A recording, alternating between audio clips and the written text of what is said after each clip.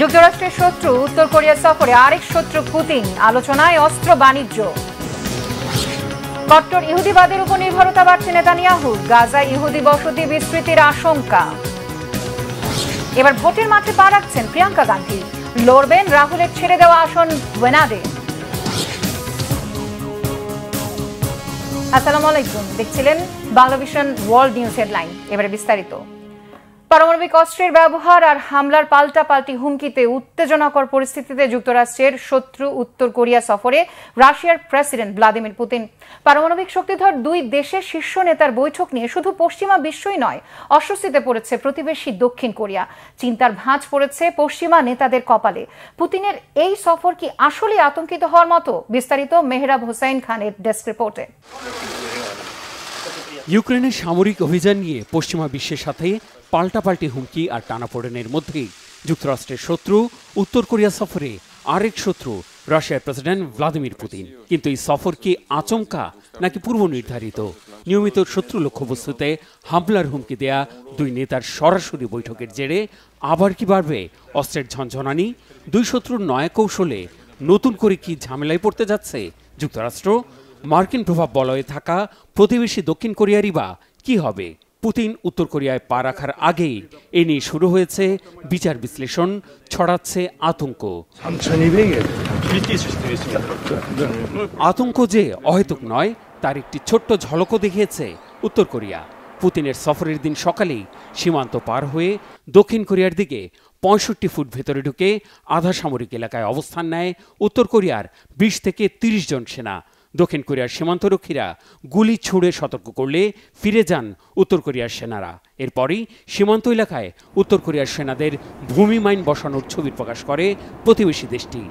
북한군은 전선 지역 일대에서 불모지 조성, জমি অনুর্বর করা, ভূমি মাইন বসানো, কৌশলগত সড়ক নির্মাণ, সম্ভবত ট্যাঙ্কের গতিরোধের জন্য অজ্ঞাত বস্তু বসানো সহ সীমান্ত এলাকায় বিভিন্ন কর্মকাণ্ড চালাচ্ছে উত্তর কোরিয়ার সেনারা।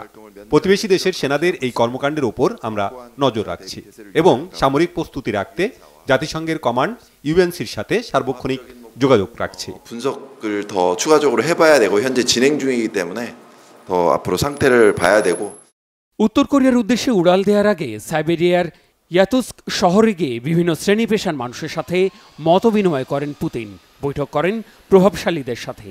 কোরিয়ান সেন্ট্রাল নিউজ এজেন্সির প্রকাশিত নিবন্ধে দুই দেশের সম্পর্ককে অনন্য উচ্চতায় নেয়ার বার্তা দেন রাশিয়ার প্রেসিডেন্ট।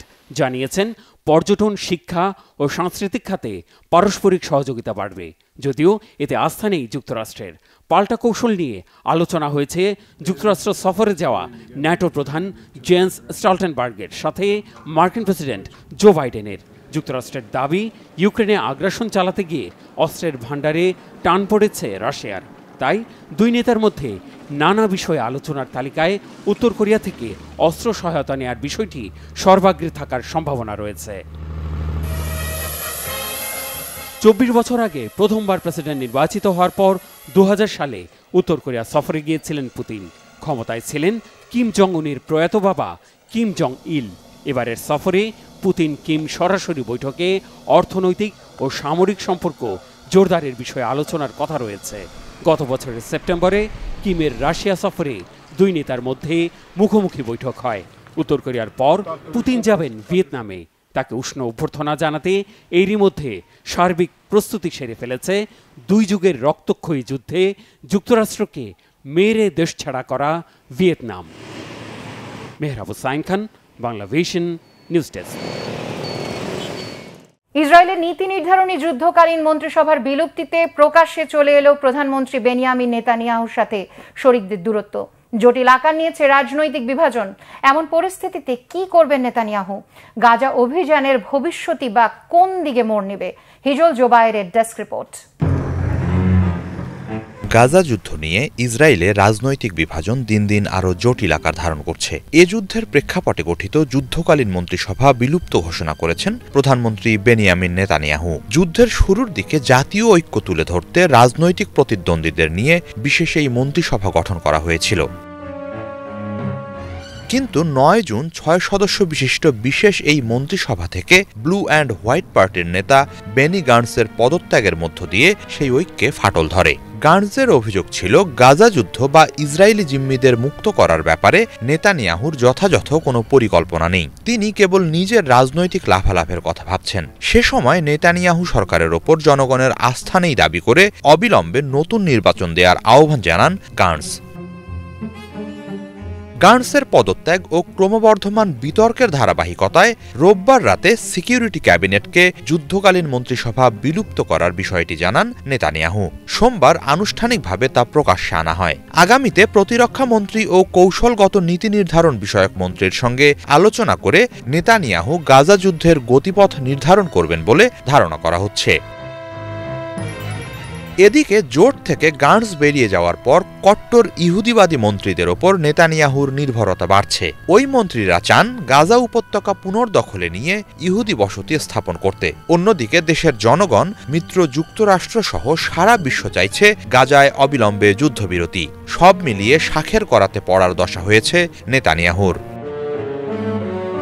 হিজল জোবায়ের, বাংলা ভিশন। এদিকে গাজায় ইসরায়েলি বাহিনীর হামলায় অন্তত ২১ ফিলিস্তিনি নিহত হচ্ছে। রাফায় দখলদার বাহিনীর বিরুদ্ধে প্রতিরোধ গড়ে তুলেছে ফিলিস্তিনের স্বাধীনতাকামীরা। ৭ সপ্তাহের স্থল অভিযানে শহরটির ৬০% নিয়ন্ত্রণ নেয়ার দাবি করেছে দখলদার বাহিনী। রাফার তাল আস সুলতানে রকেট চালিত গ্রেনেড ও মর্টার থেকে গোলা ছুড়ে ইসরায়েলি সেনাদের বিরুদ্ধে প্রতিরোধ গড়ে তুলেছে হামাস যোদ্ধারা। সোমবার রাতে নুসেইরাত শরণার্থী শিবিরে ইসরায়েলি হামলাতে নিহত হয়েছেন অন্তত ১৭ ফিলিস্তিনি।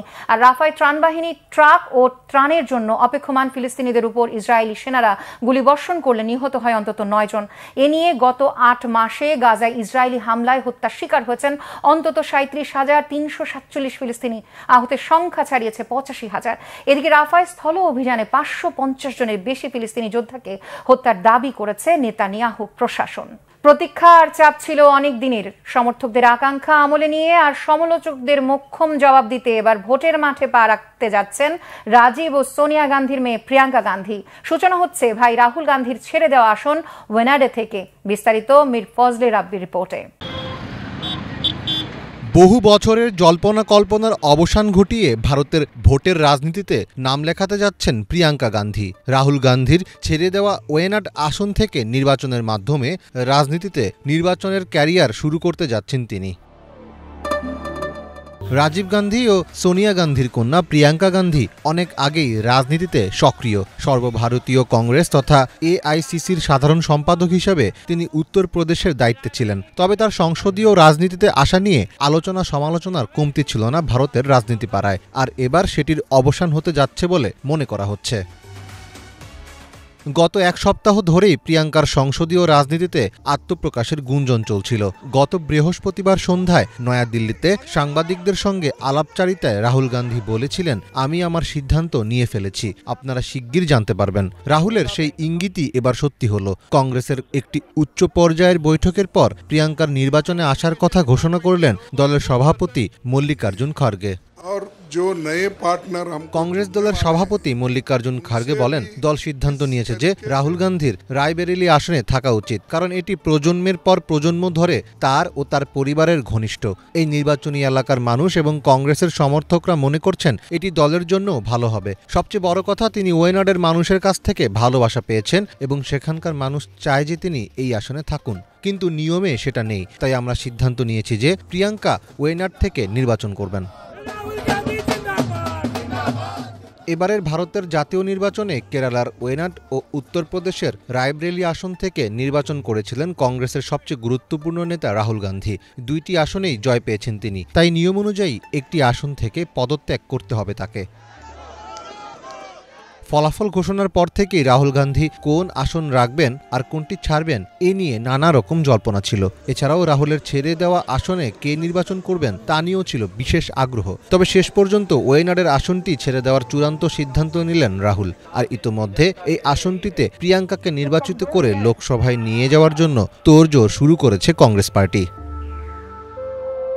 অন্যদিকে রায়বেরেলিতে এবার রেকর্ড ভোটে জয়ী হয়েছেন রাহুল। এই আসনে 2019 সাল পর্যন্ত সংসদ সদস্য ছিলেন তার মা সোনিয়া গান্ধী। তারও আগে রায়বেরেলি থেকে কংগ্রেসের সংসদ সদস্য ছিলেন রাহুলের দাদি সাবেক প্রধানমন্ত্রী ইন্দিরা গান্ধী। কংগ্রেসের এই পুরনো ঘাঁটিতে বিজেপির প্রার্থীকে প্রায় 4 লাখ ভোটে হারিয়েছেন রাহুল। মীর ফজলে রাব্বি, বাংলা ভিশন। চীনের গুয়াডং প্রদেশে ভারী বৃষ্টিতে বন্যা ও ভূমিধসে তৈরি হয়েছে চরম বিপর্যয়কর এক পরিস্থিতি। প্রাণহানি হয়েছে অন্তত 5 জনের, নিখোঁজ কমপক্ষে 15 জন। উদ্ধার তৎপরতায় নেমেছে বিভিন্ন সংস্থার 9,000-এর বেশি কর্মী। জরুরি অবস্থা জারি হয়েছে মেইঝু ও শাওগান শহরে। হিজল জোবায়ের ডেস্ক রিপোর্টে বিস্তারিত। দুর্যোগপূর্ণ আবহাওয়ায় বিপর্যস্ত চীনের দক্ষিণাঞ্চলের গুয়াংডং প্রদেশ। রবিবার ভারী বৃষ্টির ফলে ব্যাপক বন্যা দেখা দিয়েছে প্রদেশের মেইঝু শহরে।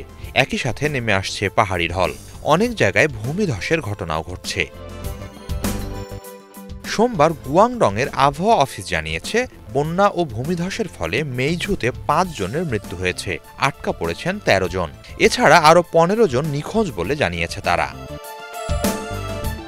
দুর্যোগপূর্ণ আবহাওয়ার ফলে অনেক এলাকা থেকে মানুষজনকে নিরাপদ স্থানে চলে যাওয়ার নির্দেশ দেওয়া হয়েছে। মেইঝু ও শাওগান শহরে 4র্থ মাত্রার জরুরি অবস্থা জারি করেছে কর্তৃপক্ষ। প্রাথমিক তথ্য মতে মেইঝুর পরিস্থিতি সামাল দিতে জরুরি সেবাদানে নিয়োজিত 9,000-এরও বেশি কর্মীকে মাঠে নামানো হয়েছে। উদ্ধার কাজ ও বাসিন্দাদের নিরাপদ স্থানে সরিয়ে নিতে কাজ করছে তারা। সম্প্রতি একের পর এক দুর্যোগপূর্ণ আবহাওয়ার কবলে পড়ছে চীন। দক্ষিণাঞ্চলে ভারী বৃষ্টিপাত দেখা গেলেও দেশটির উত্তরাঞ্চলে চলছে তাপপ্রবাহ। এ ধরনের অপ্রত্যাশিত আবহাওয়ার জন্য জলবায়ু পরিবর্তনকে দায়ী করছেন বিশেষজ্ঞরা। এদিকে সোমবার ইয়াংসি প্রদেশের একটি মহাসড়কে ভূমিধসের কথা জানিয়েছে চীনের রাষ্ট্রীয় সংবাদ মাধ্যম সিনহুয়া। অন্তত 3টি গাড়ি ভূমিধসের কবলে পড়ে। শেষ খবর পর্যন্ত ওই ঘটনায় হতাহতদের ব্যাপারে কিছু জানা যায়নি। হিজল জোবায়ের, বাংলা ভিশন। এই ছিল এখনকার মতো। সাথে থাকার জন্য ধন্যবাদ সবাইকে।